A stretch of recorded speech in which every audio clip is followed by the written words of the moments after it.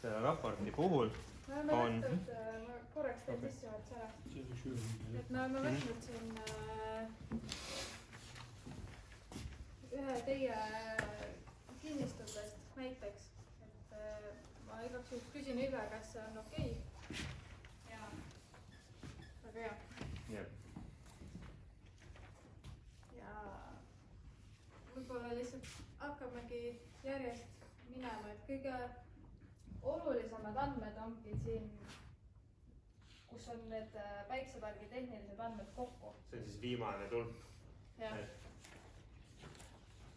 Et me oleme arutanud siis olenevalt katuse kujust ja kaldenurgast erinevad alad, kuhu saab päikesepaneeli paigaldada. Selle näite puhul siis on selline katus, mis on, seal on kaks erinevat nurka ja selleks, et katta siis maja energia vajadus, on võimalus panna siis mõlemale katusele, et on siis abihoone ja põhimajahoone. Esimene katus on siis ala 1 ja teine katus on ala 2.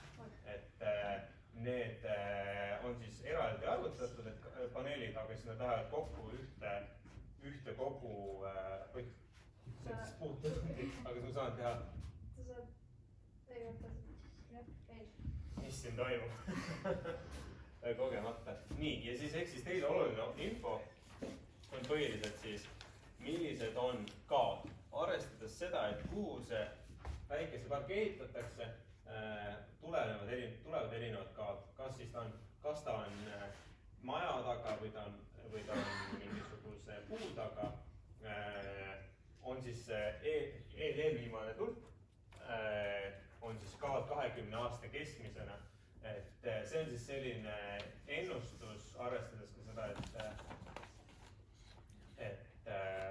et seal sees on ka tehnilised kaod, et mis on inverteri sisesed kaod, kaabelduse kaod, need on varieeruvad ja ka varjutused on varieeruvad selle tõttu, et puud kasvavad. Aga siin võib siis näha, et ma ei tea, kas paistab välja, aga siin on kaks sihukest suurt puud, mis on selle abihoone ees. Ja siin pildil on paremini vast näha. Nii. Vot. Ja et keskelt siis võiks öelda niimoodi, et kaod on loogiliselt, ei ole nullkadu kaoga päikeseparki, aga need võiksid olla umbes kuskil 15% piires. Et see on siis selline nagu okei. Kui on väiksem, see protsent on väga hea, aga kui hakkab juba üle minema, et üle juba 20, siis see on lihtsalt, see ei ole kulutõhus. Et üks asi, mida siis meeles pidada. Mis nende kadude all on? Jah, et võrgukaod, et see inverteri kaod, kaabelduse eest tulevad omakorda kaod. Ja varjutused. Varjutused on see, mis me ise näetasime siis puud. Inverterid me proovisime teha niimoodi, et kes on siis on nagu varem kokku puutunud, siis Eestis sellist nagu 100% päikese kiiritust ei tule ja seetõttu võib arvestada, et umbes 80-85% piires päikese energia jõuab sinu inverterini. Et kui siin on kirjas, et inverteri võimsus on 13 kilovatti, aga hinnanguline päikesepargi võimsus on 12,5 või siis näiteks isegi 14, siis see on okei, kui see päikesepark on võimsam, natukene võimsam kui inverter, et see peabki niimoodi olema, ta töötab paremini, kui ta on isegi natukene võimsam park. Ja siis aastane toodang, et kui palju või mitu megavatt-tundi ta sul aasta võib toota ja 20 aasta lõikes. Et see on siis see oluline number, mis mängib selle ära, et kas te hakkate enda tarbeks tootma või mitte. Ja seda te saate siis ka võrrelda enda aastase tarbimisega, et paljud olid saatnud meil enda aastase tarbimise ja seda me ka arvestasime iga selle projekti, selles mõttes selle analüüsiga, et millist päikeseparki sinna ehitada, et siin ma panin meelega 2, sest et see on siis, see katab ära siis selle aastase sellise tarbimise. Et kui siin oleks väiksem majapidamine, siis oleks täiesti võib ka ühest piisada. Ja iseenesest isegi sellel majapidamisel tegelikult ei ole absoluutselt vaja kahte panna, et saab ka väiksema pargi panna ja lihtsalt teate siis, et ei müü siis võrku. Et see jääb teile täielikult oma tarbeks ja siis need optimeerimisvõimalused tulevadki sellest sisse, et mis on teie eesmärgid. Et mida ma tahtsin lisada siia juurde, et miks see 2020. aasta on siis väiksem kui esimene aasta, et on loogiline, et süsteem amortiseerub ja see toodang lihtsalt ajapikku läheb väiksemaks. Ja siin sulgudes me oleme toonud need eesti keeles, kuidas on capacity factor'id. Et efektiivsusfaktorid siis, kas on eesti keeles? Jah. Et palju see arv on tema kogu võimekusest. Ühesõnaga, et kui pilved tulevad ette, siis see juba vähendab seda protsenti siin ka ja nii edasi. Ja mis ma veel tahtsin välja tuua siin, et see esimene tabel, mis teil siin välja on toodud, et siin on kaugus lähimast vaba tootmisvõimsusega alajaamast. Et see alajaam ise võib ju olla teil lähemal ka, aga see vaba tootmisvõimsus on see, mis mängib rolli. Et teie, nii palju kui mina nägin teie raporteid, siis Lääne-Harjus ei ole neid vabu võimsuseid väga niimoodi varnast võtta. Et kahjuks, jah. Siis sel juhul tasub mõelda siis endale tootmisega, et kui on suurem park, siis selle võimsust siis allapoole tõmmata selleks, et see on siis eelmise teema kohta, et mis on see toodangu muutusajas. Ilmselt saate nendest skaalades siin aru, et vasakul pool on kuude lõikes, paremal pool on tundide lõikes ja ka kõige väiksem, kõige suurem tootlikkusega kuu tundide lõikes. Ja siis, kui see ei ole küll ühegi siin kohal oleva pargi näitel tehtud, aga ühe endise... See on ühe hooldekodu näitel, et see tarbimine räägib juba enda eest, et see tarbimisjoon, sinine joon on terve aasta ringi suhteliselt sama, et hooldekodus ongi nii, et ta on lihtsalt näitena toodud. Et siis te saate ka selle enda tabeli siia kõrvale, kui te teate, et mis on teie aastane tarbimine, kas siis 9 või 10 näiteks megavatt-tundi, siis vaatate, et selline park siis, kui ta läheb umbes pooleks niimoodi, et katab ära, siis ta katab kogu aasta tarbimise ära. Ja kui ta on väiksem, siis on see, et võrku üldse ei müü, siis ei ole vaja mõelda liitumislepingu peale.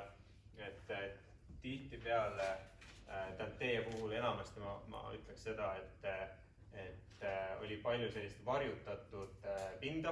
Kahjuks on see, et mõned olid siit täiesti niimoodi metsa sees, et kuskil metsatuka vahel, et me küll tegime need analüüsid ja need raportid, et nagu te näeksite seda, aga kui need kaod lähevad üle 20, siis ma ütleks, et parem on mõelda mingisuguse teise variandi peale, et kas siis vaadata mingisugust kõrval olevat krunti, kas vaadata mingisugust ühiskondlikku pinda, et kogukonnaga koos midagi toota. Ja tulevikus siis seda ka vaadata, et millised on varjutused seal päeval ja õhtul. See on siis esimene samm. Sellega on seotud mingi probleem veel peale selle, et ma saan aru, et kui on 15% jäädame 20% varjutus, samas ta ütles, et nulli pole või pole nii kuskil. Absoluut. Üsna väike nagu tõhususe kadu, et nagu tasuvusaega mõnevõrra pikem, aga kas sellega seoses on mingid probleeme veel, miks ta nagu mõttetult muutub? Sealt tuleb see sisse, et tuleb ka vaadata, et milline see varjutus on, et sellest ka sõltub.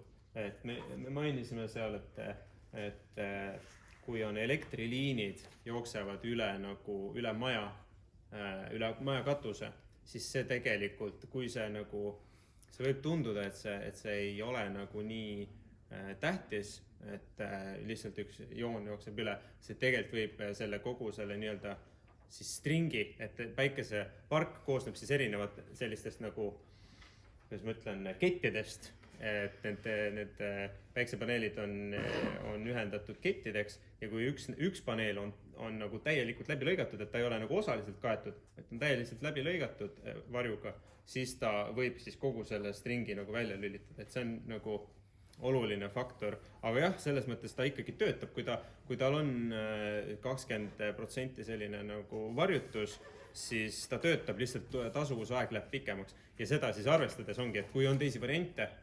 siis võib mõelda teiste variantide peale, et jah. Siis võib need optimeerijad on. Jah, optimeerijad on ka väga hea lahendus, et need suudavadki teha niimoodi, et näiteks need varjud, mis lõikuvad läbi, nad suudavad neid ignoreerida selles mõttes, et siis on vaja paigaldada iga ühel optimeerijad ja jälgida, et okei, see paneel siin ei tööta, aga paneme niimoodi, et teised. Aga see siis nõuab lisainvesteeringut, et paigaldada need optimeerijad. Aga see oma investeeringu hinnangut või tasuvusaja hinnangut nendes raportites ei ole? Ei ole. Seega sõltub sellest, et meie analüüsime seda paigutust, selle koha nagu potentsiaali, aga finantsilist nagu projektsiooni või sellist nagu ennustust saab teha siis, kui on kindlad seadmed sees, et ongi kas millised, kui võimsad paneelid pannakse, milline on inverter, kui kaugel on see lähim avajaam, millised uuendused on vaja süsteemile teha, et need kõik mängivad rolli ja see on siis olenevalt paigaldajast erinevad asjad. Et see raport on selline esimene samm, mis paneb paika selle, et kas siis see ehitamisprotsess üldse algatada. Et kindlasti, kui on kuskil 20% piires, absoluutselt tasub minna ja küsida paigaldaja käest, et nagu, mis on nende võimalused, et kas neil on mingid optimeerijaid pakkuda ja niimoodi, kui läheb üle selle, siis on pigem ekstra, jah. Väike kiik ja solargridist ja paigaldades ja otse iga päev seotud. Et nii palju, kui meie kogemus on, siis eramajade puhul kasutame optimeerijaid ja võimalikult kui on palju varjusid, siis paneme sellised süsteemid, mis on kõik paneelid on optimeeritavad vahetud või siis on mõni üksik vari, siis paneme ainult sellise süsteemi, mis on siis mõni üksik optimeerija. Optimeerija teeb selle süsteemi natuke kallimaks, aga samas teeb selle süsteemi efektiivsemaks ja investeeringu tasumaks, et mul on näide siin lihtsalt eelmise aasta 38 paneeli, 36 paneeli eramaja kattusel toodab 17 megavatti aasta tootlus. Kui võimsad seal paneelid? Paneelid on 360 vatti, täismustad, siis ka täismustad on natuke vähem efektiivsed kui on need tavapaneelid, aga samas jälle musta paneeliga meie kliimas on see eelis, et lumi sulab kiiremini ära ja ta toodab ka talvel. Ja siis üks repliik veel, et miks mitte salvestada, et tegelikult tasub seda väga hästi salvestada, üks võimalus on salvestada seda elektriauto paaki. Ma täna sõitsingi elektriautoga siia, mis on siis päikse elekter on seda seed, mida toodab katus. Et tegelikult need võimalused järjest avarduvad, et kindlasti kellel on, kui on võimalus mere ääres oma majapidamisse panna päiksepaneeli, siis tasub seda kaaluda, seda investeerida, mitte karta, vaid sellel on tuleviku või tegelikult oleviku teema. 1,7 megavatti, 38 paneeli, 17 megavatti.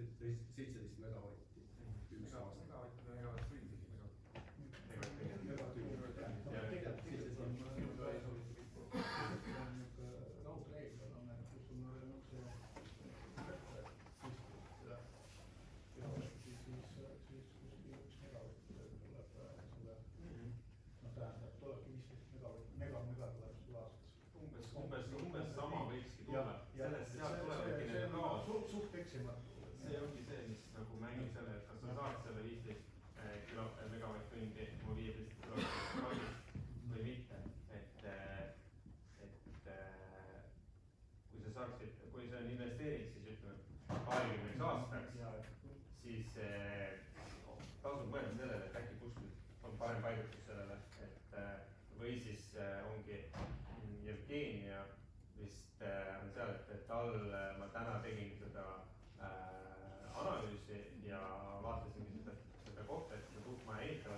seal ma tahakski kommenteerida, et see uus maja on iseenesest täitsa okei paigutuse peal, ainult seal on üks kasepuu, mis seisab täpselt selle varem maja suvila taga, on ju. Ja see lõikab, seal on ka varjutused näha, see lõikab täielikult seda uue katuse pinna nagu kohta. Et variante on siis mitu, mina isiklikult ei ehitaks sinna väikeseparki, kui see muu on seal, sest et ta lõikab seda nagu, lõikab seda tootlikkust suht jämedalt ära, et kui on võimalik, siis istuda teisele, seal puid on suht palju ümberringi, et teie hoovis, et kui on võimalik istutada üks ümberringi teisi puid põhja poole ja jätta need kuusepood, mis on seal maja taga, need alles jätta, et see on lihtsalt variant, siis veel uurida, kas need optimeerijate pealt põhja pealt, aga see siis, kui sul vari, mis liigub läbi mistist üle terve katluse niimoodi, siis ta eeldab seda, et on optimeerija iga paneeli juures sees teeb selle asja kulukaks. et võib-olla, et see nii-öelda ametlik osa on juba läbi. et ma lihtsalt tahtsin seda öelda, et me saame kõikidele teile need eraldi veel kommentaare anda, kui teil on küsimusi enda raporti kohta, et see, kes koostas, ehk siis teil on see nimi seal olemas, see saab täpselt anda mingeid kommentaare. Täpselt, jah. Ja kõik teised, kellel ei ole raportit ja kellel on huvi, siis kindlasti saab meiega ühendust võtta. Aga jah, et nende raportite osas me saame veel anda täpseid kommentaare. Ja, et kui on küsimusi, julgelt pöörduge ja kui on veel mõtteid, kuhu saaks päikeseparki paigaldada, kui on kuskil, kui krunt on suurem ja on näiteks kuskil lõuna pool, kus on parem päikesepaisteline koht, on võimalik ka oma krundile paigaldada kuskile majast eemale päikesepark. Et tulge pöörduge neid raportit veel teha, et me hea meelega aitame kõikidele küsimustele. Et